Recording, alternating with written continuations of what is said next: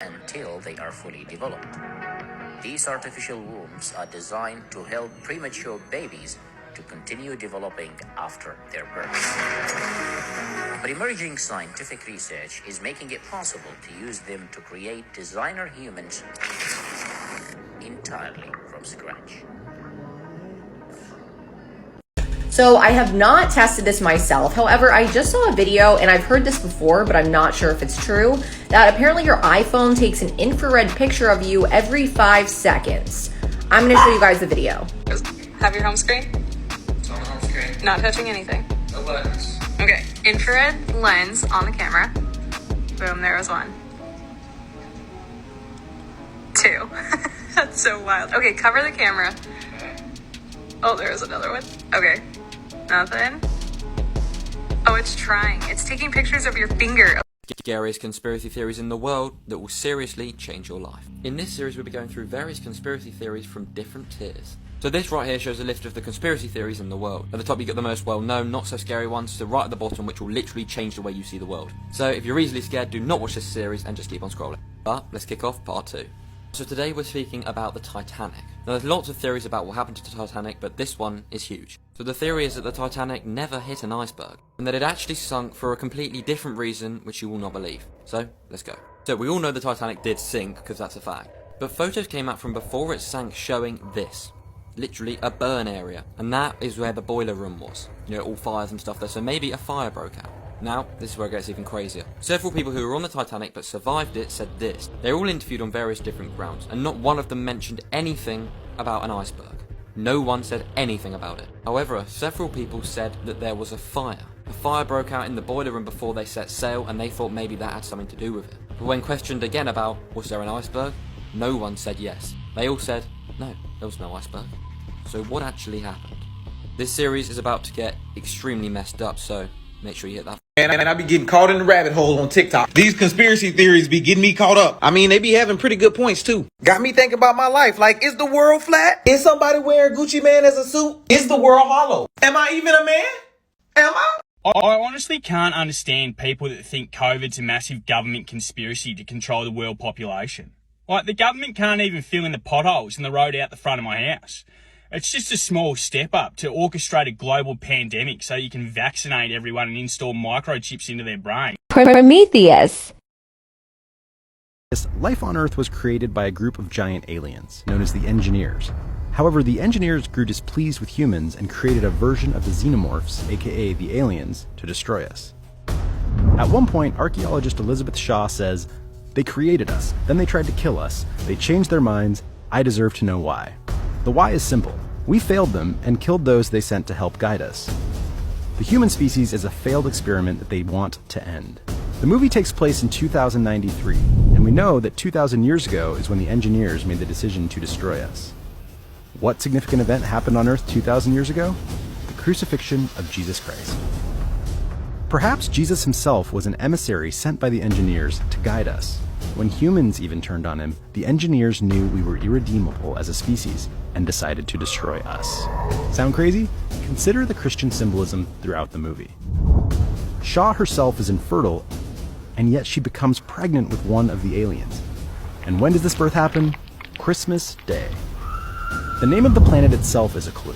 LV-223 corresponds to Bible passage Leviticus 22:3. Could they be the People Anunnaki? are unclean when they approach the sacred offerings, then they are cut off from God. The Engineers are our gods. We became unclean when we sacrificed Jesus, their sacred offering. Now, we're being cut off from them.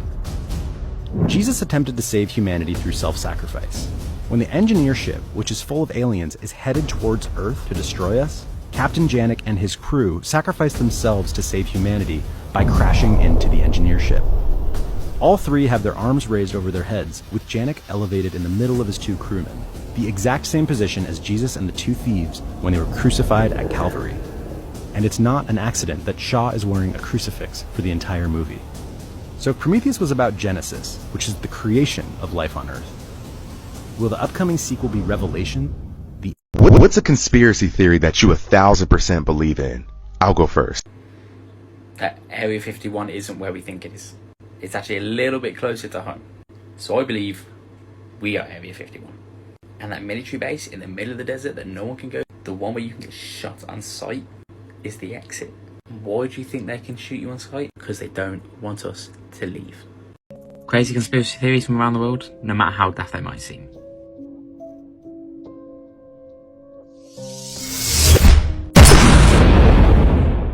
Now, I couldn't actually believe when I saw this one. But some people actually believe the moon isn't real. They think it's a hoax, and they believe it's a projection into the sky. Yeah, I don't know if I believe this one either. Now, this theory is originated with a guy called Dave Marsh, who is also a flat earther, who actually had a theory about the moon, so over a number of months he actually tracked it. And because he didn't get the findings he thought he was going to get, he determined the moon was a scam. I know, right? And since then, I think it's very popular amongst the people who believe in flat earth, have agreed with him. They also believe the moon is a distraction for Project X, or Planet X. If you don't know what Planet X is, make sure you drop a follow and I'll be covering it in the next video. What's a conspiracy theory that you 1000% believe in? I'll go first. That women's clothes are intentionally made without any pockets. Now hear me out on this one, because it's going to make a lot of fucking sense. Unlike my Area 51 video that not a lot of people kind of understood. But anyway, the whole reason you guys don't get pockets in your jeans, pocket in your coats, and they all just look fake. Because if you had pockets, why the fuck would you buy a purse? Why would you buy a handbag? The industry loses out on so much money from women not buying handbags and purses if they gave you pockets. And that's why they're all fake. It's a full-time job, and it's extremely time-consuming, and it's not as easy as it may appear to some people. Here's a fun fact. If you were born in 2000, the chances are before your 50th birthday, there will be no fish in the sea. That's right. According to a study, there will be no fish in the ocean by 2048, I think. And it gets even funner. More fun. It gets even more fun. There's nothing we can do about it. Absolutely, we're fucked. You see, the media likes to point the finger at the public. It's you that's making the fish go extinct. But hold up, we're not the ones funding the fishing fleets. The government is. Our fishing isn't the problem. It's your plastics and your CO2 emissions. Oh, I thought it was the 50 million sharks you killed last year. You know, as bycatch or whatever. You see, kids, worrying about plastic straws in relation to the damage we're doing to the ocean is like worrying about toothpicks in deforestation. Like, shut up. Fishing is killing the ocean, and if we don't pattern, there will be no fish to fish. Hey, do you believe in aliens? Of course, how can you not? I wonder what would happen if they made contact with Earth. That would be terrifying. What if I told you it's already happened? Wait, what are you saying? Aliens are here? Well, more like they were here, and they helped us tremendously. Bro, please explain. Okay, let me tell you about the Lyrans. Lyrans were aliens from the Leo constellation. They were humanoid with a cat head. Well, what did these Lyrans do when they were here then? Well, most notably, they built the Egyptian pyramids. Okay, now you're just chatting shit.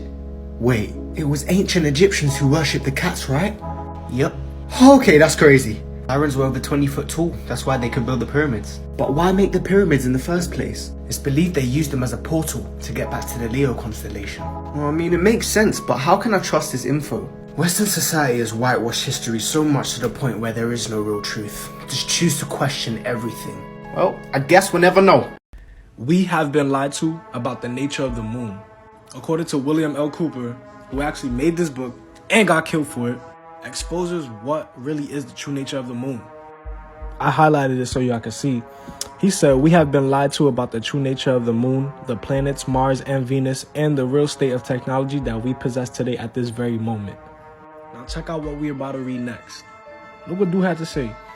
There are areas on the moon where plant life grows and even changes color with the seasons.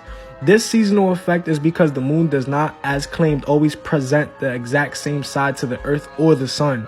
The moon has several human-made lakes and ponds on the surface, and clouds have been observed and filmed in its atmosphere. People can walk on its surface without a spacesuit, breathing from an oxygen bottle after undergoing compression, the same as any deep-sea diver. I be trying to tell y'all everything is a lie. What is something that doesn't sit right with you? Hey sister, I got a few questions. Who the fuck told these rich people that they can tell us what to do on an Earth that they don't own.